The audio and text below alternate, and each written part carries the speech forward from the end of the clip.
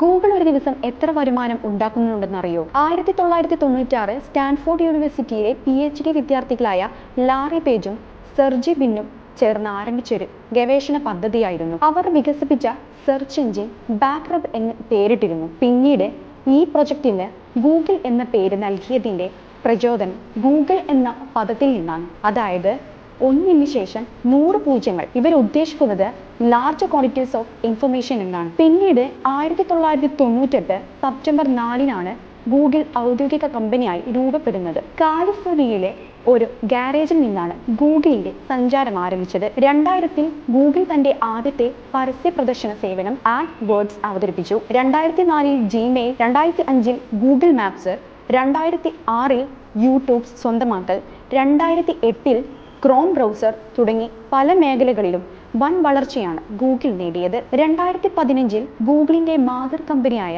Alphabet ink സ്ഥാപിക്കപ്പെട്ടു. Google ആൽഫബറ്റിന്റെ ഒരു ഉപകമ്പനിയായി തുടരുന്നു. ഇന്ന് ഗൂഗിൾ ലോകത്തിലെ ഏറ്റവും വലിയ ടെക്നോളജി കമ്പനികളിൽ ഒന്നാണ്. നിരവധി ഉൽപ്പന്നങ്ങളും സേവനങ്ങളുമായി Google search, Gmail, YouTube, Android, Google Drive, Google Maps, AI tools തുടങ്ങിയ ആഗോളമായി പ്രവർത്തിക്കുന്നു. ഗൂഗിളിന്റെ ഒരു ദിവസത്തെ വരുമാനം എന്ന് പറയുന്നത് തന്നെ $0.44 മില്യൺ ആണ്.